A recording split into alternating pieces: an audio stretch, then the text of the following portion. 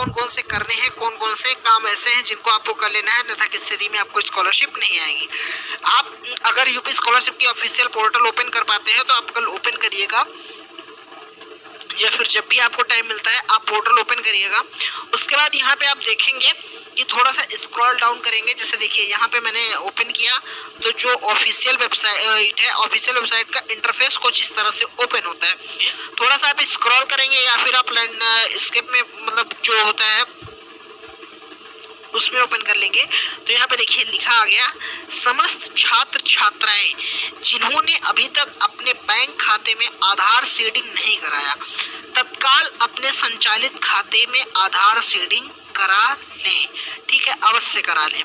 यानी ऐसे स्टूडेंट जिनके बैंक में अभी जो आधार सीडिंग होती है वो नहीं हुई है, वो अपने बैंक में आधार सीडिंग करा लें जितनी जल्दी पॉसिबल हो सके। आपको आधार सीडिंग उस बैंक में कराना है जो बैंक आपका एक्टिव हो, ठीक है, जिससे आप लेन देन करते हो। अब मैं बताऊं कि आधार सीडिंग होता क्या है। आधार सीडिंग में होता है कि आपका जो बैंक में आधार होता है, बैंक से आपका आधार लिंक कर दिया जाता है, यानी आप आधार से आप पैसे निकाल सकते हैं, आधार से आपके अकाउंट में पैसे आ सकते हैं। पहला काम आपको ये कर लेना है। दूसरा काम, आपको अपने आधार कार्ड में मोबाइल नंबर कंपलसरी है ऐड करवाना। अगर ऐड नहीं करवाएंगे तो आपकी स्कॉलरशिप फॉर्म नहीं फिल होगा। बट अगर आप आधार सीडिंग नहीं कराएंगे तो आपका अकाउंट जो है वो चलेगा, वो तो आपका अकाउंट लग जाएगा, फॉर्म फिल भी हो जाएगा।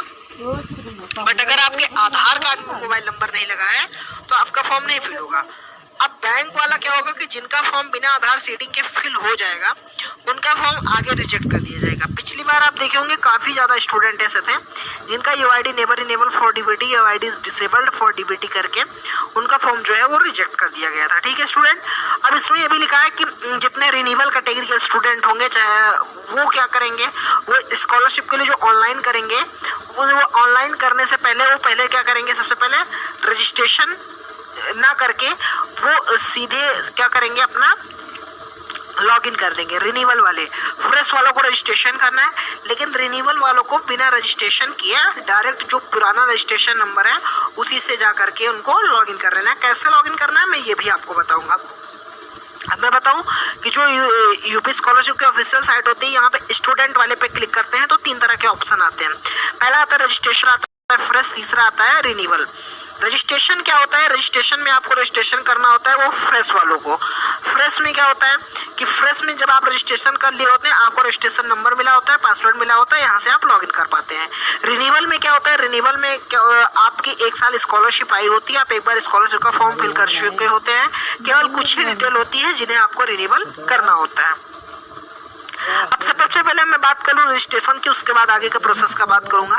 तो रजिस्ट्रेशन के लिए आप रजिस्ट्रेशन पे क्लिक करेंगे, उसके बाद आपका कुछ इस तरह का इंटरफेस ओपन हो जाएगा।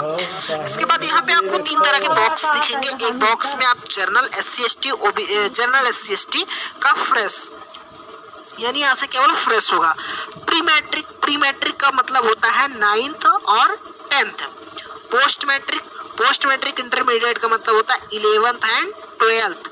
Post matric other than intermediate का मतलब होता है 12th के ऊपर भी कोई ऐसा कोर्स या डिग्री जैसे यूजी पीजी वाले हो गए। पोस्ट मैट्रिक अदर स्टेट क्या हो गया, पोस्ट मैट्रिक अदर स्टेट हो गया जैसे कोई दूसरे स्टेट से आकर के और इस स्टेट में पढ़ाई कर रहा हो यूपी में, तो वो यहाँ से फिल कर सकता है। सेम चीजें दोनों बॉक्स में भी है। जनरल और SC ST वाले पहले बॉक्स से, OBC वाले दूसरे बॉक्स से, माइनॉरिटी वाले तीसरे बॉक्स में, जो भी क्लास के होंगे वो उस पर क्लिक करके रजिस्ट्रेशन कर लेंगे।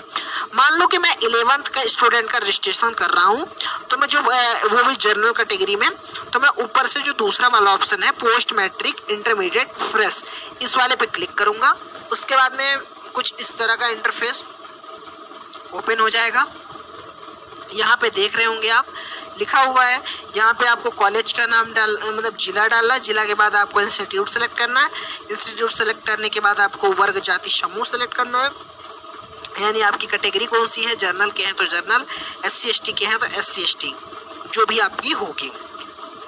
उसके बाद आपको रिलीजन में हिंदू सेलेक्ट करना है, एक ही ऑप्शन आएगा। उसके बाद छात्र के नाम में आपका नाम डालना है, अपना वैसा नाम डालना है जैसा आपके हाई स्कूल के मार्कशीट पे होगा, ठीक है। उसके बाद में यहाँ पे मोबाइल नंबर डालना है। मोबाइल नंबर मैक्सिमम कोशिश करिएगा कि वही डालिए जो आपके आधार कार्ड से लिंक हो। वैसे यहाँ पे आप कोई भी आधार मोबाइल नंबर डाल सकते हैं, बट कंपलसरी वही है कि जो आपके आधार कार्ड से लिंक हो। यहाँ पे आपको हाई स्कूल का वर्ष डालना है, बोर्ड कौन सा था। अब यहाँ पे काफ़ी स्टूडेंट को प्रॉब्लम होती है कि वो क्या होता है कि अपना रोल नंबर गलत फिल करते हैं या फिर फिल नहीं कर पाते हैं, तो ये पहले वाले बॉक्स में फिल करते हैं। पहले वाले में ना फिल करके इस वाले बॉक्स में आप फिल करिए अपना रोल नंबर, रजिस्ट्रेशन हो जाएगा। पासवर्ड बनाना आता होगा आपको, अपना नाम लिख दीजिएगा, अपने नाम का 4 लेटर, पहला लेटर कैपिटल कर दीजिएगा, उसके बाद @ लगा दीजिएगा, उसके बाद कोई न्यूमेरिक की लगा दीजिएगा, चाहे 1 2 3 4, चाहे 4 5 2, जो भी आपको सही लगे। दूसरा कंफर्म करके आप कैप्चा डालेंगे, कैप्चा डालने के बाद जनरेट OTP, जनरेट OTP के बाद प्रोसीड हो जाएगा आगे की तरफ। प्रोसीड होने के बाद OTP जाएगी, OTP जाने के बाद में आपको OTP डाल करके प्रोसीड टू रजिस्ट्रेशन कर देना। आपका रजिस्ट्रेशन नंबर कुछ इस तरह से रजिस्ट्रेशन हो जाएगा। रजिस्ट्रेशन होने के बाद आपको रजिस्ट्रेशन नंबर मिल जाएगा। रजिस्ट्रेशन नंबर मिलने के बाद आपको पासवर्ड मिल जाएगा। उसके बाद में आपको लॉगिन कैसे करना होगा मैं अभी आपको बताता हूँ। देखिए यहाँ से प्रिंट करके आपको इन चीज़ों को सेव करके रख लेना होगा। अब चलिए मैं बताऊं आपको कि फ्रेश वालों को कैसे फॉर्म फिल करना है। देखिए सबसे पहले जाना क्या है कि फ्रेश वालों को फ्रेश पे क्लिक करना है। अगर मान लीजिए प्री मैट्रिक यानी 9th का कोई स्टूडेंट है जो क्या करना चाहता है कि अपना स्कॉलरशिप का फॉर्म फिल करना चाहता है, वो फ्रेश का स्टूडेंट है, तो उसको प्री मैट्रिक स्टूडेंट लॉगिन पे क्लिक करना है। जब वो प्री मैट्रिक स्टूडेंट लॉगिन पे क्लिक करता है तो उसका कुछ इस तरह का इंटरफेस ओपन होता है। BR सॉरी करके आता है। BR सॉरी का मतलब है कि जो आपका साइट है वो अंडर प्रोसेस है, यानी इस पे कुछ न कुछ वर्क चल रहा है, इसी वजह से BR सॉरी आता है। क्योंकि BR सॉरी का मतलब ये भी होता है कि नेट इशू होता है या फिर साइट पे वर्कलोड ज़्यादा होता है, तब ये इस तरह की चीज़ें हो जाती हैं, ठीक है। बट अभी कुछ ऐसा नहीं है, वर्कलोड कुछ ज़्यादा होगा, मतलब कुछ प्रोसीजर होगा, कंप्लीट किया जा रहा होगा, इसी वजह से BR सॉरी आ रहा है। उसके बाद मैं बात करूँ दूसरे की, तो दूसरा क्या है, दूसरा है इंटरमीडिएट यानी 11th वाला अगर कोई स्टूडेंट है कि जो उसका फॉर्म क्या खोलना चाहता है कि फ्रेश रजिस्ट्रेशन क्या फ्रेश लॉगिन करना चाहता है, तो उसके लिए क्या करना है, उस पर क्लिक करना है। क्लिक करने के बाद में आपका क्या होगा कि कुछ इस तरह का इंटरफेस ओपन हो जाएगा। यहाँ पे देख पा रहे होंगे लिखा है कि पोस्ट मैट्रिक इंटरमीडिएट, बट जब आप उस पर क्लिक करेंगे तो आप इस चीज़ों को नोटिस करेंगे। यहाँ पे लिखा है 22 और 23, और आपको लॉगिन किसका करना है, 23 और 24 का, यानी ये चीज़ें अभी अपडेट नहीं हुई है। इन चीज़ों के अपडेट ना होने का कारण एक ये भी है कि SC ST के कुछ ऐसे छात्र हैं कि जिनकी स्कॉलरशिप नहीं आई है, तो उनको क्या है कि वो भी अपना ओपन करके अपना स्टेटस वगैरह देखते रहते हैं, इसी वजह से अभी ऐसा कुछ नहीं है। अगर आप पोस्ट मैट्रिक UG PG वाले बात कर रहे हैं, उनका फ्रेश का बात करेंगे तो उनका देखिए post matric other than intermediate, यहाँ पे आपको सेम तरह की चीज़ों को डाल करके अपना सबमिट करके लॉगिन कर लेना। आप अपनी ऑफिशियल वेबसाइट पे पहुँच जाएंगे, स्टूडेंट का जो प्रोफाइल होता है आप वहाँ पे पहुँच जाएंगे, वहाँ से सारी चीज़ें आप एडिट कर सकते हैं, नया फिल कर सकते हैं। अदर स्टेट के हैं तो अदर स्टेट वाले पे क्लिक करके आप कुछ इस तरह से जो अदर स्टेट का ऑप्शन है मैं एक बार आपको दिखा देता हूँ।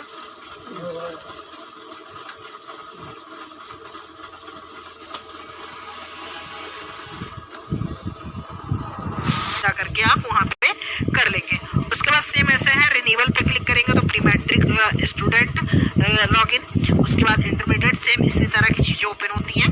प्री मैट्रिक में क्या होता है, 10th का होता है, इंटरमीडिएट में क्या होता है, 12th का होता है। पोस्ट मैट्रिक में फर्स्ट ईयर छोड़ करके सेकेंड ईयर थर्ड ईयर जिसमें किसी में है तो रिन्यूअल में ही होगा। तो अब मैं बात करूँ प्री मैट्रिक स्टूडेंट लॉगिन की, अभी तो pre matric student login renewal में, तो आप देखेंगे अभी तो रिन्यूअल में क्या है कि फॉर्म फिल होना स्टार्ट हो चुका है। मैं अभी दिखाने वाला हूँ आपको, एक सेकंड स्टूडेंट वेट कर लीजिएगा। यहाँ पे देखिए, यहाँ पे मैंने जो कहा था, देखिए यहाँ पे रिन्यूअल लिखा है, रिन्यूअल लिखा होने के बाद में यहाँ पे प्री मैट्रिक लिखा है यानी 10th का है। उसके बाद 23 और 24, यहाँ पे 23 और 24 का ऑप्शन आ रहा है। यहाँ पे इन जगह की चीज़ों को आपको रजिस्ट्रेशन नंबर डाल देना है, DOB डाल देना है, उसके बाद में सारी चीज़ों को डाल करके सबमिट कर देना, तो आप अपना प्रोफाइल पे ओपन हो जाएंगे, वहाँ से उन चीज़ों को एडिट कर लेंगे। 10th वालों की मैं बात कर रहा हूँ, बट हाँ इस तरह की चीज़ों को करने में भी थोड़ा सा समस्या आ रही है क्योंकि सारी डिटेल आप डाल देते हैं बट लॉगिन नहीं होता है, ठीक है स्टूडेंट। अब मैं बात करूँ नेक्स्ट की, तो अगर आप किसी तरह की और भी चीज़ है जैसे इंटर की है, आप अगर इंटर में रिन्यूअल करना चाहते हैं, इंटर में रिन्यूअल करने के लिए देखिए लिखा है यहाँ पे post matric other than post matric लिखा है, पोस्ट मैट्रिक इंटरमीडिएट, उसके बाद रिन्यूअल लिखा है। तो रिन्यूअल में क्या है, पोस्ट मैट्रिक इंटरमीडिएट में क्या आपको अपना रजिस्ट्रेशन नंबर डालना है, रजिस्ट्रेशन नंबर डालने के बाद ड्यू डालनी है, सारी चीज़ें डाल करके आपको सबमिट कर देना है। बट यहाँ पे भी देखिए 22-23 आ रहा है, तो देखिए सबसे पहले आपको यही देखना है कि यहाँ पे 22-23 आ रहा है। जब तक 22-23 आएगा तब तक आपकी साइट ओपन नहीं होगी, आप अपना रिन्यूअल नहीं या फ्रेश नहीं कर पाएंगे। जैसे साइट ओपन होना बंद होती है वहाँ पे 23-24 आने लगता है, तब आप समझ जाइए कि आपका जो मतलब है 23-24 आना, समझ जाइए आपका